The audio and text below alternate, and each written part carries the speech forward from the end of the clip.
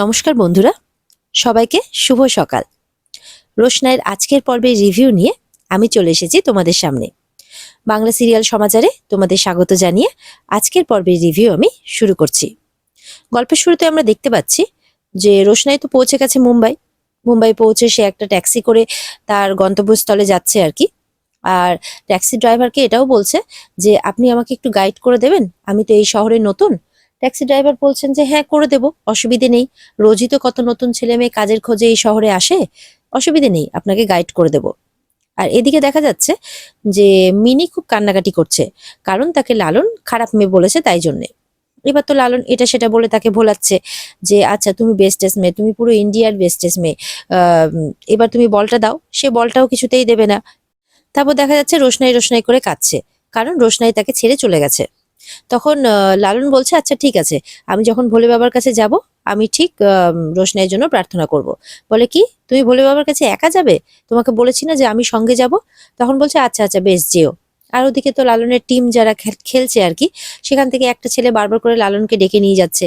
সে এসে মিনির কাছ থেকে বলটাও নিয়ে যায়, মিনি দিয়েও দেয়। আর লালনকেও ডাকছে বারবার করে। লালন তখন বলে আচ্ছা আচ্ছা ঠিক আছে, আসছি। তারপর শেষমেশ মিনিকে এটা ওটা বুঝিয়ে লালন সেখান থেকে চলেও যায়। মিনি শেষ পর্যন্ত খুব খুশিও হয়ে যায়। আর এদিকে রোশনাই তো গাড়িতে যেতে যেতে ভাবছে যে কাজটা যাতে তার হয়ে যায়, কারণ নতুন শহরে সে পুরো একা, কোথায় যাবে, রাতে কোথায় থাকবে, কিছুই জানে না। তার মায়ের কাছেও প্রার্থনা করছে, তুমি তো আকাশ থেকে সবই দেখছো, তুমি একটা কোনো ব্যবস্থা করে দিও। এদিকে হসপিটাল থেকে আরণ্যক রোশনাইকে ফোন করে যাচ্ছে। এবার রোশনাইয়ের ফোনটা লেগেছে, রিং হচ্ছে। রোশনাই কিন্তু ফোনটা তুলবে না। ও ডিসাইড করেই ফেলেছে যে ও ফেলে আসা সমস্ত স্মৃতিকে মুছে ফেলবে তার মাথা থেকে। আর ফিরেও যাবে না, আর ওখান থেকে কেউ নিতে আসলে মানে কারোর সাথে ফিরেও যাবে না, আর কারোর দিকে ঘুরেও তাকাবে না। আর এদিকে আরণ্যক বলছে যে একবার ফোনটা ধরো, ধরে শুধু বলো যে তুমি ভালো আছো, তাহলে তার মনটা শান্তি পাবে। কিন্তু রোশনাই কিছুতেই ফোনটা রিসিভ করে না, উল্টে ফোনটা কেটে দেয়। আর এটা ডিসাইড করে যে সে সিম কার্ডটাও চেঞ্জ করে ফেলবে। আর এদিকে আরণ্যক চিন্তা করছে, রোশনাই কি নিজে ফোনটা কেটে দিল নাকি অন্য কেউ কাটলো? রোশনাই যেখানেই থাকুক যাতে ভালো থাকে, এরকমটাই চিন্তা করছে আরণ্যক। এদিকে তো রোশনাই মুম্বাই সেই প্রোডাকশন হাউসে পৌঁছে গেছে যেখান থেকে অ্যাড ছাড়া হয়েছিল অ্যাসিস্ট্যান্ট লাগবে। সেখানে রিসেপশনে গিয়ে একটা ফর্মও ফিল আপ করে। রিসেপশনিস্ট বলছে যে আপনার গ্র্যাজুয়েশন আছে তো? বলে না, আমার গ্র্যাজুয়েশন নেই, মানে পরীক্ষা দিয়েছি, রেজাল্ট এখনো আউট হয়নি। তো বলছে যে এখানে তো পরিষ্কার উল্লেখ ছিল যে গ্র্যাজুয়েশন লাগবে, আপনি বরঞ্চ রেজাল্ট আপনার আউট হয়ে যাক, তারপরে আসবেন, যদি কোনো পোস্ট খালি থাকে তাহলে অবশ্যই আমরা আপনাকে দিয়ে দেবো। তখন রোশনাই বলছে আসলে আমার কাজটার খুব প্রয়োজন, আমি এত দূর থেকে এসেছি। তখন রিসেপশনিস্ট শুনে অবাক হয়, আপনি এত দূর থেকে এমনি এমনি চলে আসলেন শুধুমাত্র এই কাজটার খোঁজে? কোথায় থাকবেন, কি খাবেন, কিচ্ছু জানেন না আপনি? কোনো ঠিকানা নেই আপনার? আশ্চর্য। রোশনাই বলছে আসলে ভেবেছি যে আগে একটা কাজের ব্যবস্থা হয়ে যাক, তারপরে থাকার ব্যবস্থা ঠিক হয়ে যাবে। মেয়েটি বলছে আপনার কিন্তু বেশ সাহস আছে। এদিকে গরিমার অপারেশন হয়ে গেছে, অপারেশন সাকসেসফুলও হয়েছে। আর নার্স এসেছে যে যদি কেউ দেখা করতে চায়। আরণ্যক বলছে আচ্ছা ঠিক আছে, আমরা সবাইকে যেতে পারি? বলে না, আপনারা সবাই যেতে পারবেন না, তবে একে একে যেতে পারবেন। এরপর তো আরণ্যক যায় আর কি দেখা করার জন্যে। সুরঙ্গমা চিন্তা করছে যে আমার মেয়েটার যে কি হবে, যাতে ঠাকুর করে ও নাচতে পারে, কারণ সামনেই ওর একটা কম্পিটিশন আছে। সেখানে যদি ও না যেতে পারে তাহলে ওর মনটা খুব খারাপ হয়ে যাবে। আমার সমস্ত স্টুডেন্টসরাও যাবে, কিন্তু গরিমা তো সব থেকে ভালো নাচে, ওর মতো তো কেউ নাচতে পারে না। এরকমটাই বলে যাচ্ছে আর কি সুরঙ্গমা সবাইকে। বাবলুরা শুনে বলছে আপনি চিন্তা করবেন না, দেখবেন গরিমাও খুব ভালো পারফর্ম করবে। এদিকে দেখা যাচ্ছে যে প্রোডাকশন হাউসে আর কি কোনো গুরুজি আসবেন নাচ শেখাতে আর কি, গাইড করতে। তো তার জন্য সমস্ত অ্যারেঞ্জমেন্ট চলছে আর কি। রিসেপশনিস্টকে বলছে তুমি সমস্ত ব্যাপারটা দেখে রেখো। এদিকে রোশনাই বলছে যে মানে ওই ছেলেগুলো বলছে আর কি যে ইনি কি অ্যাপ্লিকেন্ট? বলে হ্যাঁ, কিন্তু গ্র্যাজুয়েশন করেননি। বলছে যে গ্র্যাজুয়েশন করেননি আর চলে এসেছেন, তাহলে তো কিচ্ছু হবে না। তখন বলে আচ্ছা এমন কোনো পোস্ট খালি আছে যেখানে গ্র্যাজুয়েশন লাগবে না? তখন মেয়েটি বলছে আমরা তো সেটা বলতে পারবো না স্যার ম্যাডাম না আসা অব্দি। রোশনাই শুধু একটাই মানে অনুরোধ করছে আর কি, যাতে সেই স্যার ম্যাডামের সাথে তার মিট করিয়ে দেওয়া হয়। মেয়েটি বলছে ঠিক আছে, আপনি বসুন, ওনারা আসুক, তারপর আমি কথা বলে দেখব। ওই প্রোডাকশন হাউসেরই ছেলেরা যে রিসেপশনিস্টের সাথে কথা বলছে, তারা বলছে যে গুরুজি আসছে, তার কেয়ারটেকারের জন্য একজনকে চাই। মানে তিনি যখন রিহার্সাল করাবেন তখন ওনাকে চা করে দেওয়া বা ওনার ঘর বাড়ি সব পরিষ্কার পরিচ্ছন্ন রাখা, এই সমস্ত কিছু আর কি। তখন রোশনাই বলছে আচ্ছা ওই পোস্টটার জন্য কি আমি কথা বলতে পারি? তখন রিসেপশনিস্ট বলছে আপনি আগে ফর্মটা ফিল আপ করুন, স্যার ম্যাডাম আসুক, যদি আপনার অ্যাপ্লিকেশনটা রিজেক্টেড হয় তাহলে আপনি ওই পোস্টের জন্য কথা বলে দেখতে পারেন। তখন রোশনাই বলছে, আচ্ছা অনেক ধন্যবাদ আমাকে এই পোস্টের জন্য গাইড করার জন্য। তখন ওই লোকগুলো বলছেন আর কি যে আপনার লাঞ্চ হয়েছে? বলে না আমার লাঞ্চ হয়নি। বলে কোথায় করবেন? এখানে কিন্তু ব্যবস্থা নেই। বলে অসুবিধে নেই, আমি দেখছি কোথাও একটা করে নেব। তখন মেয়েটি বলে ঠিক আছে আপনি ওয়েট করুন। আপনি কোথা থেকে এসেছেন? বলে আমি কলকাতা থেকে এসেছি, কিন্তু এমনিতে বেনারসের মেয়ে। বলে আপনি কলকাতা থেকে এত দূর থেকে চলে আসলেন একটা কাজের খোঁজে?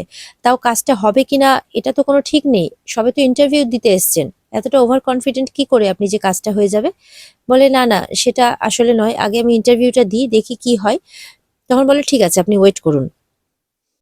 আরণ্যকের বাবা বলছেন যে ঠিক আছে ও রিয়েলিটি শোতে যাবে, কিন্তু তার আগে বিয়ের যেটুকু অংশ বাকি আছে সেটুকু কমপ্লিট করে তারপরেই যাবে।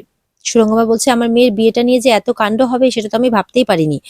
তখন বলে চিন্তা করবেন না, আপনি নিজে মা হয়ে তো আর মেয়ের কোনো ক্ষতি চাইবেন না, সবকিছু ঠিক হয়ে যাবে, ওইসব নিয়ে আর ভাববেন না। সুরঙ্গমা বলছে আমি রোশনাই সবসময় ভালো চেয়েছি, তাই জন্যই তো রাজেশের সাথে ওর বিয়েটা দিতে চেয়েছিলাম।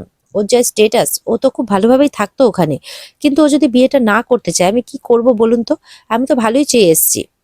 রাজা বলছে যে যাগে এখন ওসব কথা ভেবে লাভ নেই, এখন তো রোশনাই চলে গেছে এখান থেকে, আর বাদশাহ আর এসব নিয়ে ভাববে না। সুরঙ্গমা বলছে তুমি হয়তো বলছো, কিন্তু তোমার ভাইকে আমার এতটুকুটাও বিশ্বাস নেই। এদিকে তো আরণ্যক দেখতে গেছে রোশনাই গরিমাকে। গরিমা এখন সুস্থ আছে, অপারেশনও ভালো হয়েছে, কিন্তু এখন তার সাথে কথা বলা যাবে না, ডাক্তার বারণ করছে যে এখন কোনো কথা বলা যাবে না। হ্যাঁ যদি উনি নিজে থেকে কথা বলতে চান তাহলে ঠিক আছে, কিন্তু ফার্দার আগে থেকে ওনার সাথে কথা বলা যাবে না। আর সবে জ্ঞান ফিরছে, এখন উনি মাঝে মধ্যে একটু ঘুমিয়ে পড়বেন। তবে অপারেশন সাকসেসফুল হয়েছে, চিন্তা করার কোনো কারণ নেই। তখন আরণ্যক বলছে যে ওর নাচ নিয়ে কোনো অসুবিধা হবে না তো? তখন ডাক্তার বলছে এখন এই মুহূর্তে নাচ নিয়ে কোনো কথা বলা যাবে না, যতক্ষণ না উনি সুস্থ হচ্ছেন। 90% উনি পারবেন, 10% যদি কোনো কমপ্লিকেশনস হয় তাহলে আমরা সামলে নিতে পারবো, কিন্তু এই মুহূর্তে আমরা সেটা বলতে পারছি না। আগে ওনার জ্ঞান ফিরুক, উনি সুস্থ হোক, তারপরে আমরা সেটা বলতে পারবো। তবে এমন কোনো কথা বলবেন না যাতে উনি ইমোশনাল হয়ে পড়েন আর ওনার কোনো কমপ্লিকেশনস তৈরি হয়। তখন আরণ্যক বলছে না না আমি কিচ্ছু করবো না, আমি শুধু দেখেই চলে যাব। এদিকে তো রোশনাই যেখানে গেছে প্রোডাকশন হাউসে, সেখানকার স্যার ম্যাডাম চলে এসেছে, রিসেপশনিস্ট কথাও বলে এসেছে। এসে রোশনাইকে বলছে যে তোমার ভাগ্য খুব ভালো। বলে কেন, আমার কাজটা কি হয়ে গেছে? বলে না না, কাজ কি এত সহজে হয়ে যায় নাকি? ওনারা চলে এসেছেন আর তোমার সাথে কথা বলতে রাজি হয়েছেন। তখন তো রোশনাই খুব খুশি হয়ে যায় আর ভেতরে যায় ওনাদের সাথে কথা বলার জন্য, রিসেপশনিস্টই নিয়ে যায়। এরপরে তো রোশনাই তার কথাটা বলে আর কি। তখন ওনারা বলছেন যে কিন্তু এখানে তো গ্র্যাজুয়েশন ছাড়া হবে না, এখানে তো পরিষ্কার লেখা রয়েছে, আপনি সেটা পড়েননি? তখন বলে যে হ্যাঁ পড়েছি, আসলে আমি তো পরীক্ষাটা দিয়েছি, শুধু রেজাল্টটাই আউট হওয়া বাকি। বলে তবুও হবে না। আর আপনি সবকিছু জেনে শুনেও এত দূর থেকে এখানে চলে এসেছেন। একজন স্যার বলছেন যে আচ্ছা প্রোডাকশন হাউসে কাজ করার কোনো রকম অভিজ্ঞতা আছে আপনার?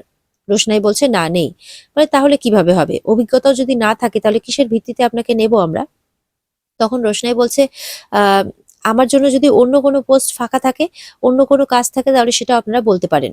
তখন সেখানকার একজন ম্যাম বলছেন যে আমাদের এখানে গুরুজি আসবেন সমস্ত স্টুডেন্টসদের গাইড করার জন্য, তার কেয়ারটেকারের জন্য একটা পোস্ট ফাঁকা আছে, মানে তাকে চা করে দেওয়া, তার ঘরটর মুছে দেওয়া। আপনি এই কাজটা করতে পারবেন? মানে আপনার সম্মানে লাগবে না তো? রোশনাই বলছে না না, কোনো কাজই ছোট নয়, আমার কাছে কাজ কাজই, কোনো অসুবিধে নেই, আমি করতে পারবো। এদিকে আরণ্যকের বাড়িতে আরণ্যকের ঠাম্মি বলছে যে গরিমা এখন ভালো আছে, গরিমা এখন সুস্থ আছে, আমি অনেকটা নিশ্চিন্ত। তখন ছোট বলছে তুমি এতটা নিশ্চিন্ত হচ্ছ কি করে মা? আমি তো পারছি না।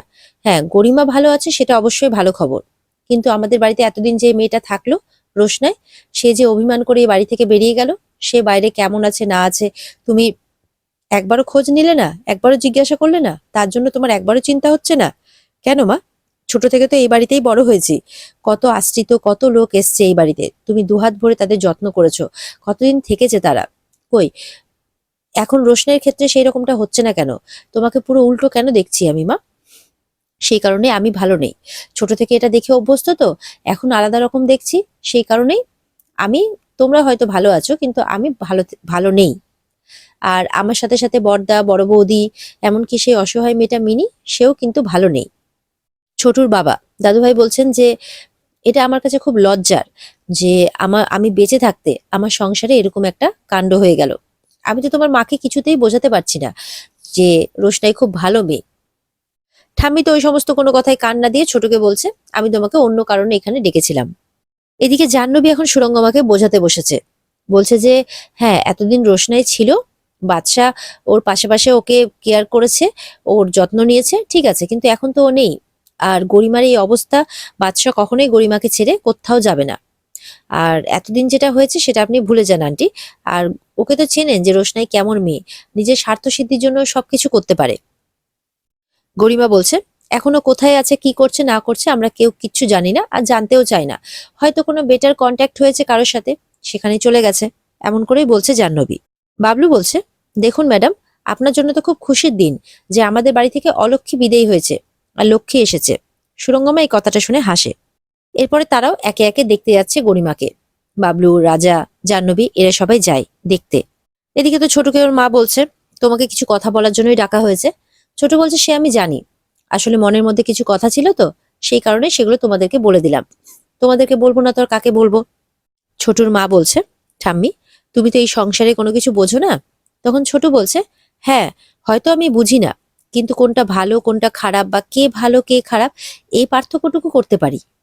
বড় মা বলছেন যে, ছোটু, রোশনাই তো এখানে যতদিন ছিল শুধু অসম্মানই পেয়েছে, বরঞ্চ এবার বাইরে গেছে, এবারও মাথা উঁচু করে বাঁচুক।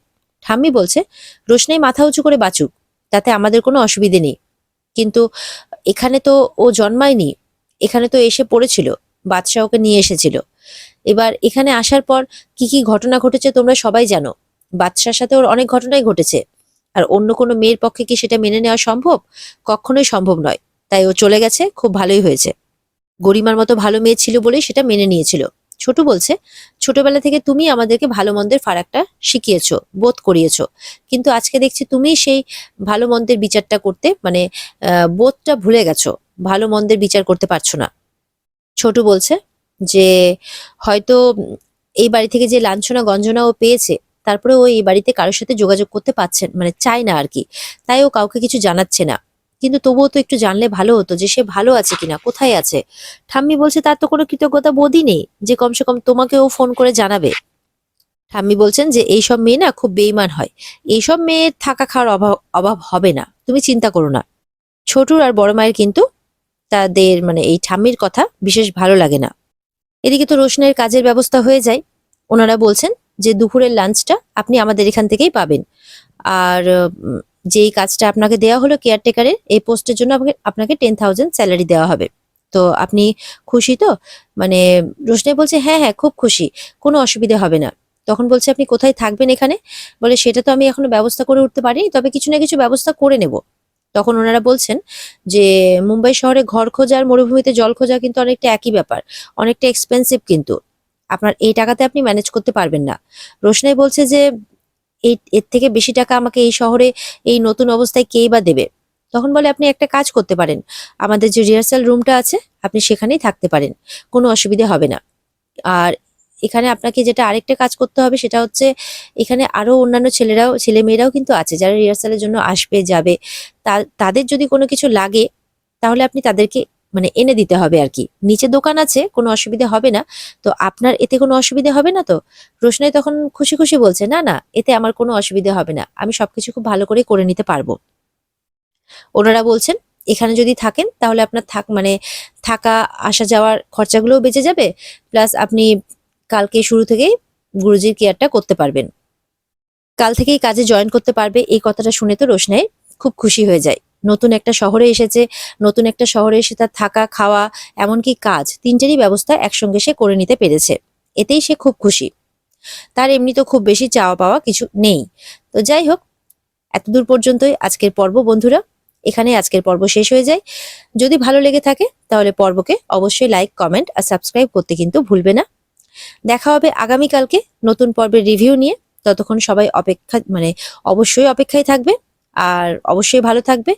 আর যদি পর্ব ভালো লেগে থাকে তাহলে পর্বকে লাইক, কমেন্ট আর সাবস্ক্রাইবটা করে দেবে। ধন্যবাদ।